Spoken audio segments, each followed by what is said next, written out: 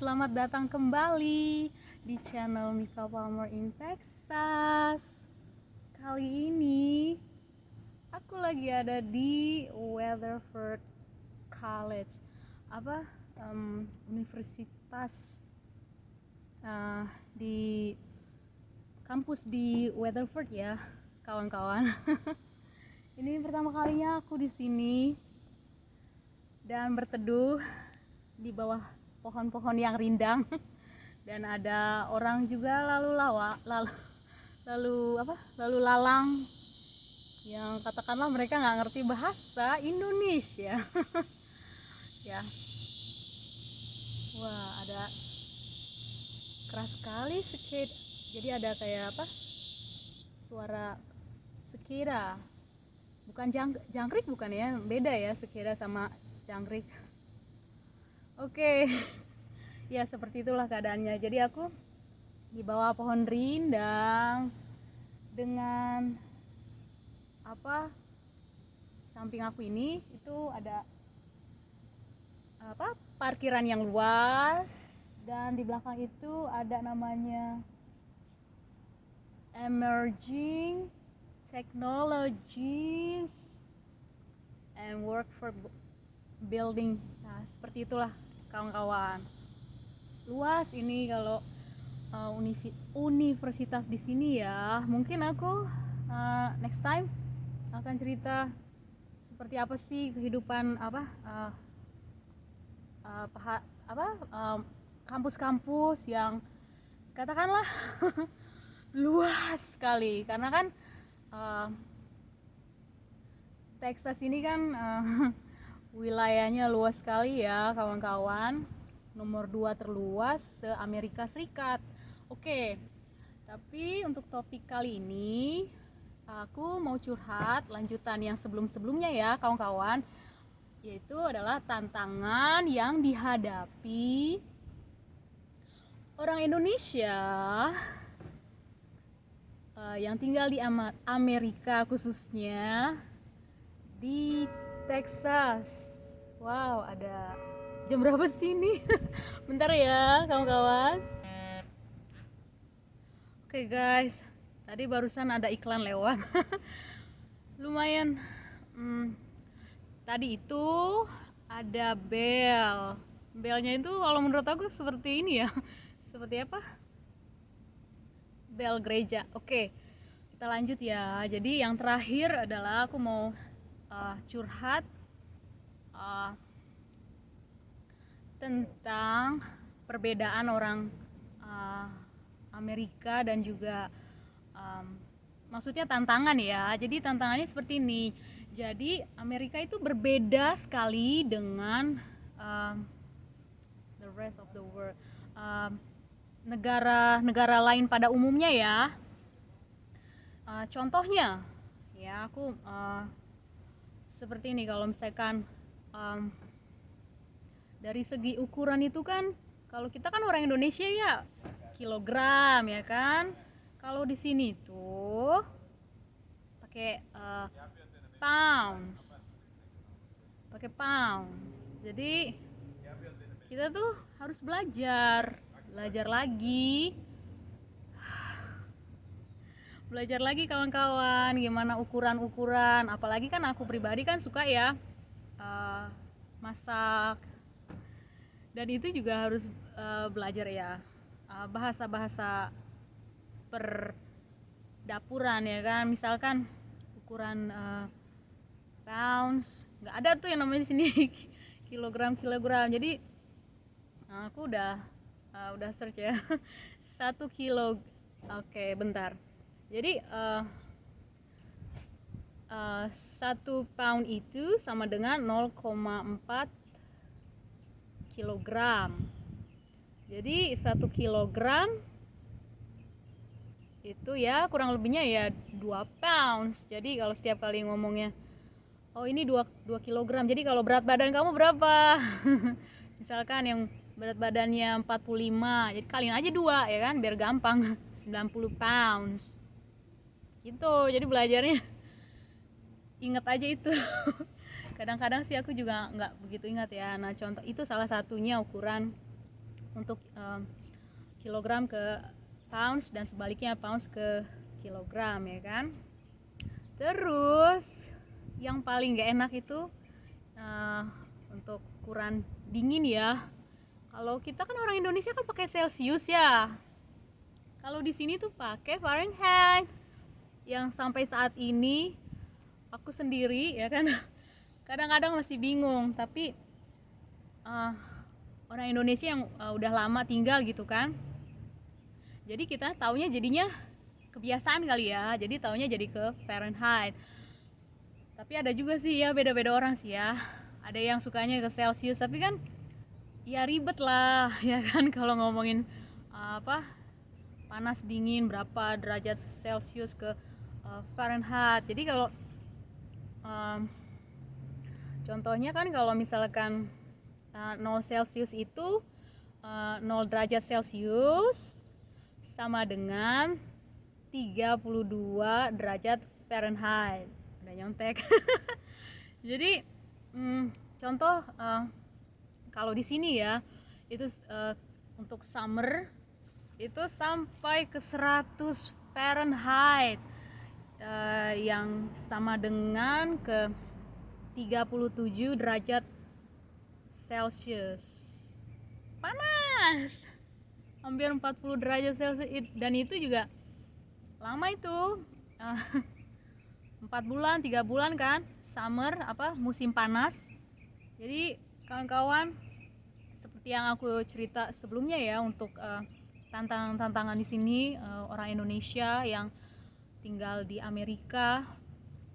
Jadi kami ini harus bertahan di brutalnya panas juga. Panas sekali, sekalinya panas di musim panas,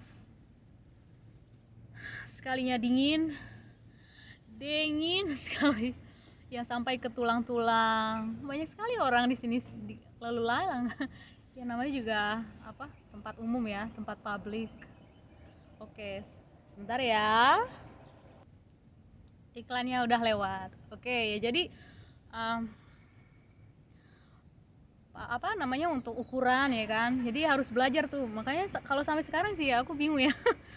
Pokoknya harus yang paling gak enak tuh Celsius ke Fahrenheit atau sebaliknya ya, karena kan dari 0 ke 32, jadi ribet lah ya. Kalau dikali-kaliin dikali 32, nah loh. Jadi ya seperti itulah kawan-kawan.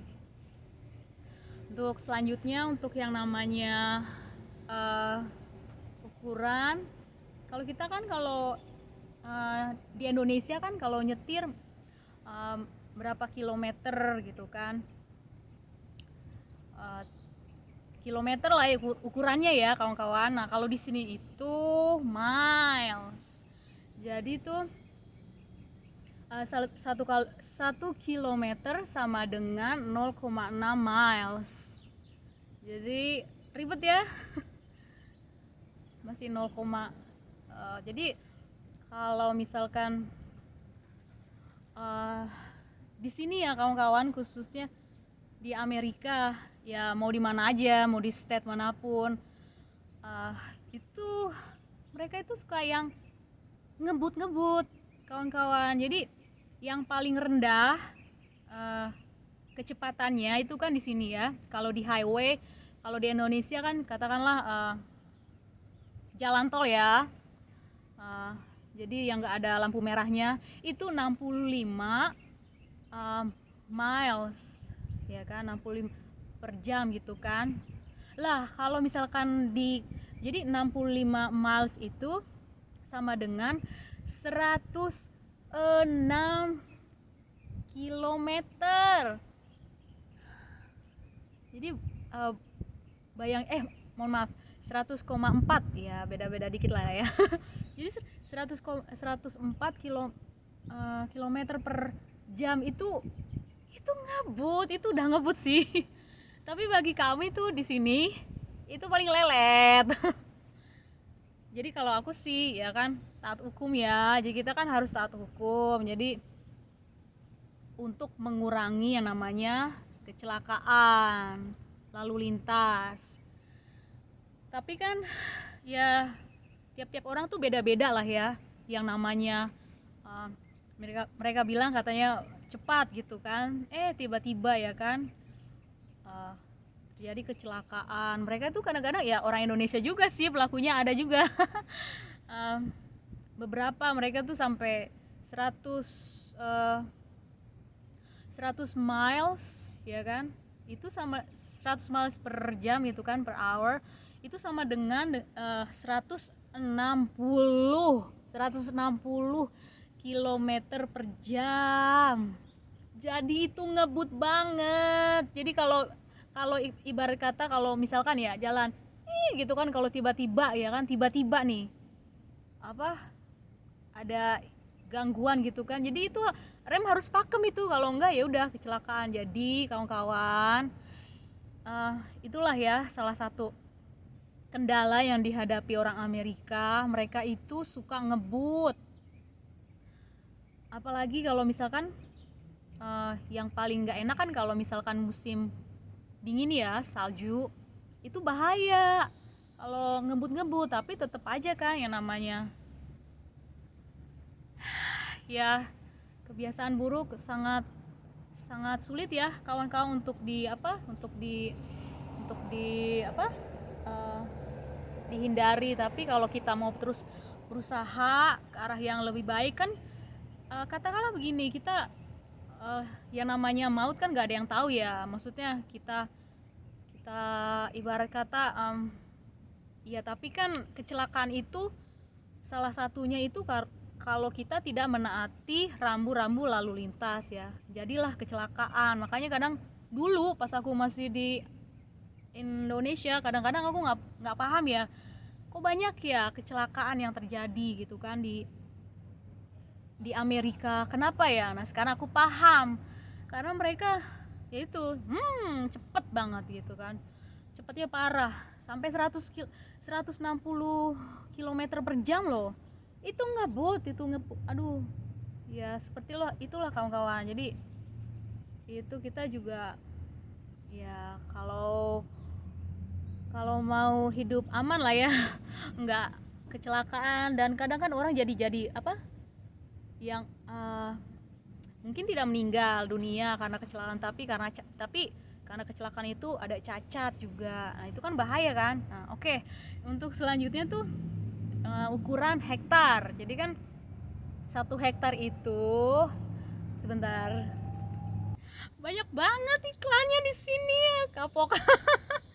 Oke, kalau 1 hektar itu kan sama dengan 2,4 acre. Jadi di sini tuh acre ya, orang Amerika ukuran untuk kayak tanah gitu kan, luas itu acre. Jadi contoh kalau misalkan 10 acre itu sama dengan 4 hektar.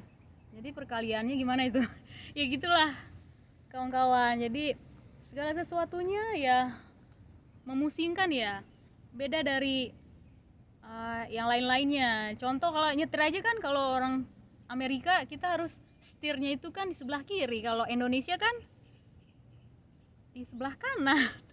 Itu aku juga, aduh, itu yang sangat bahaya ya kalau kita oleng.